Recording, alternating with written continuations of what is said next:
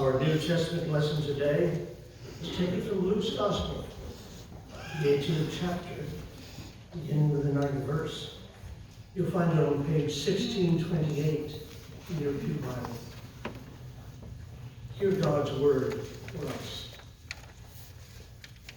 Jesus said to some who were confident of their own righteousness and looked down on everybody else, told this parable.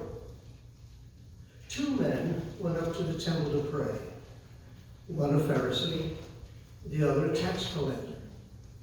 The Pharisee stood up and prayed about himself.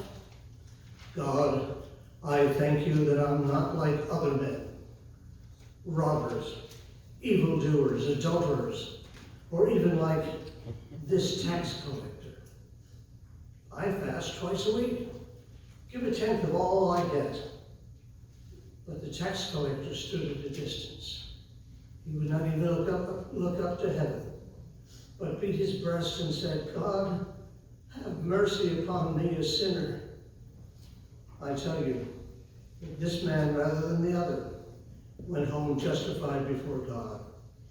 For everyone who exalts himself will be humbled, and he who humbles himself will be exalted. The word of the Lord. Thanks be to God. Let us pray. O Almighty God, may my words be in keeping with your holy word, and may our hearts and minds be open to the work of your Holy Spirit, that hearing your word we would understand it, and understanding it we would seek to do it. In the name of the Christ. Amen.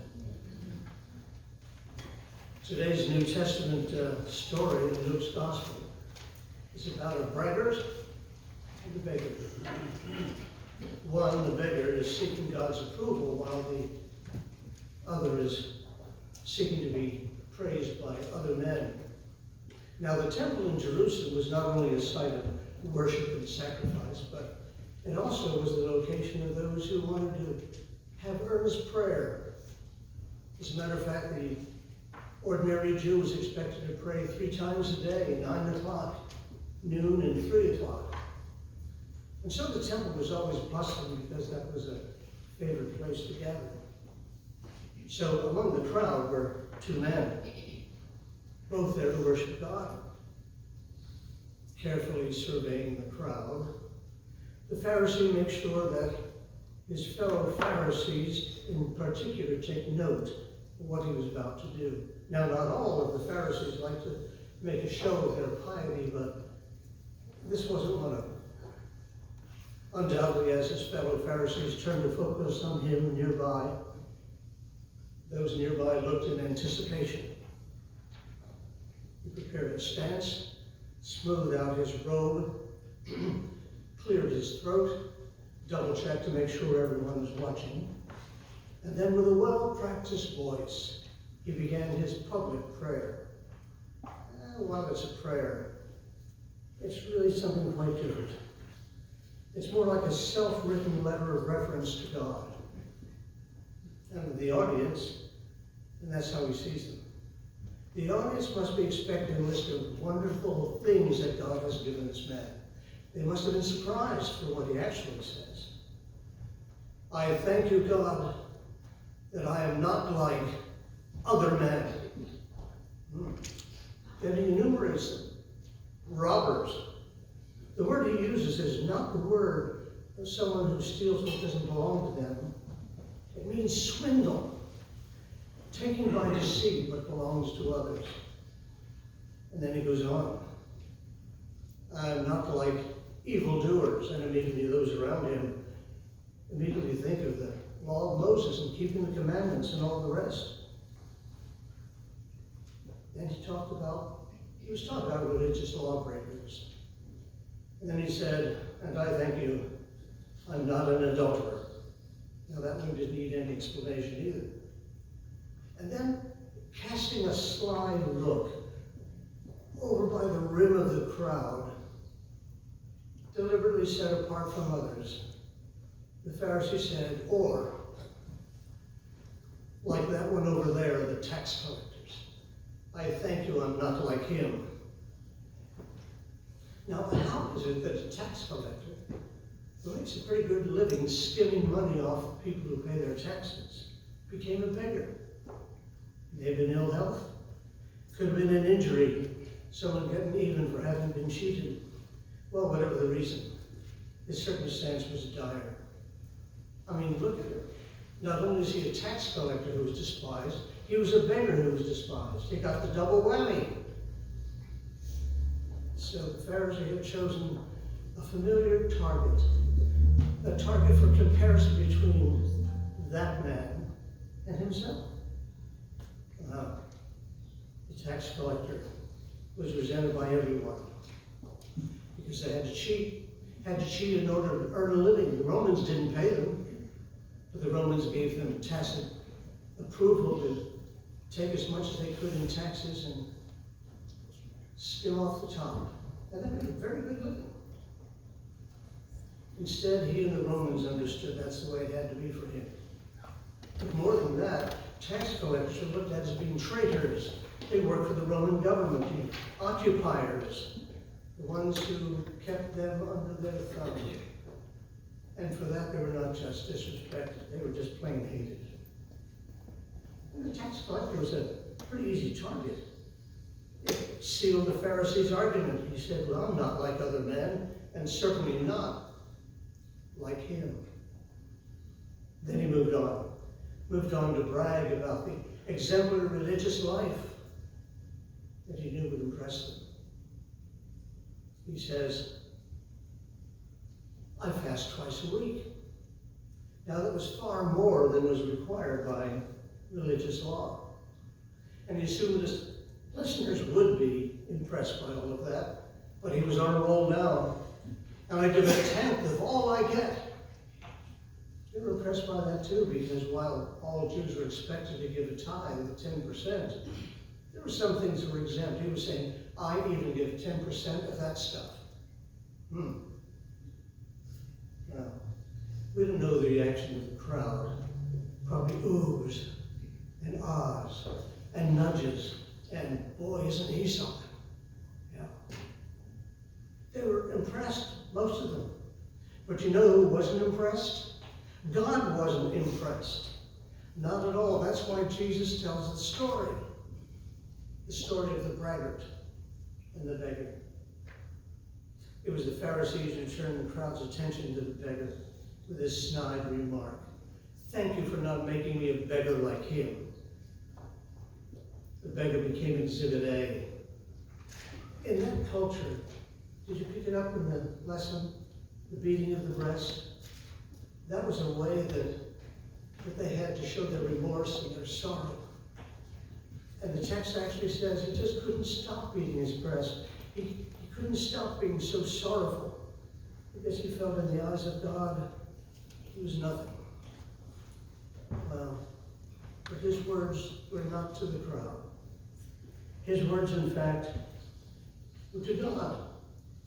So while the Pharisee sought attention and adulation from the crowd, the beggar sought forgiveness and mercy from God.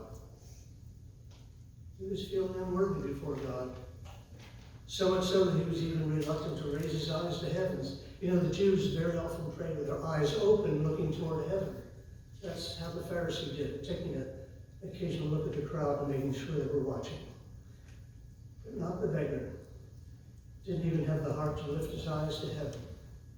But he had known God's previous forgiveness, and he trusted in his God. That's reflected in Psalm 25, you heard read earlier. Now he sought that forgiveness. His words, simple and sincere. God, have mercy upon me, a sinner. Now Jesus ends the story in a marvelous way. We talk about a punchline. He says, the beggar went home justified. When I was in high school, my afternoon job and Saturday job was to work at the Princeton University Press. There I stocked books and prepared books to be sent out all over the country, the world in fact, to those who had ordered them from the university press. And one of the things I like to do during my break was to go over and peer over the shoulder of the typesetters. Now I know typesetters are not a thing of the present, but of the past. Now typesetters and their work is done electronically. But not then. Then I would watch the typesetter. And I would watch Carl as he took each letter and put it in a block, and the next letter, and the next letter, and even them up and space them well and push them together appropriately, so that they were all ready for the printed page. And the process by which he did that was called justifying, putting things in their proper place. One of my favorite Presbyterian preachers and theologians is Frederick Buechner. And reflecting on that practice of typesetting in the past, he says, this reminds me of the word we have. The religious sense of the word is very close to this. Being justified means brought into right relationship with God. Because, he says, the type was set in such a way that all full lines were of equal length, flush on both left and right, and the purpose was to put the printed lines on the right relationship with the page. That's what it's all about. And that's what mercy is all about. Mercy is all about putting us in right relationship with God. The beggar knew that mercy from God was secured. It's amazingly simple. By his sincere and contrite declaration of his sinfulness, by asking God for mercy and forgiveness, the beggar knew how to get it and how to receive it. He asked for it, anticipating God's faithfulness. And mercy comes from God's compassion. Now we're going to be singing a hymn. It was written by James J. Moment. He wrote the words for that middle hymn we're going to be singing. And as an echo of that Psalm 25 in it, when he composed the hymn, this is what you're going to hear. The psalmist said, remember, O Lord, your great mercy and love, for they are of old. I suspect, in fact I believe, that every one of us has asked for God's mercy, so that our relationship with God could be restored and assured. And when that mercy is received, our relationship with God is complete. The fact is, it's all because of God's compassion. Jesus uses this story to remind us that he understands that at times we feel a deep need for God's mercy. It's God's love, God's compassion for us in those times that enables us to receive mercy. In the Old Testament lesson, it says that in that God befriends us. How many of you thought befriended was something new to the internet? No. Befriended, Old Testament, New Testament. It describes what happens when we're brought together in a way we want so much. And the scripture says when we turn to God and ask for mercy, God befriends us and gives us that mercy. We're going to be singing God in compassion and mercy befriend us. And in that hymn, it says, we're wandering and lost, and you come and get us. It talks about giving a blanket around us. It doesn't say blanket, it says mantle, but it means a covering. In the cold, it keeps us warm, but it gives us more than that. It gives us a sense of being protected, as the kids and I were talking about. Wrap now thy peace like a mantle around us. You know, there are times when all of us have asked, and probably will ask again and again for God's mercy. And it's given to us when we're sincere. And it's given out of God's love. And our relationship with God is restored. Some of you may be sitting there and saying, well, wait a minute. God's mercy and forgiveness and restoration, isn't that grace? I tell you today, mercy and grace are sisters. Same family, same thing, same wonderful gift of God. And friends, the grace, mercy, and peace of our Lord Jesus Christ be with you all. Let us pray.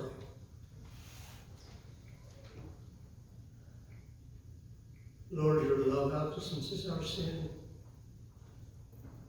and our need is met again and again by your mercy. How we thank you.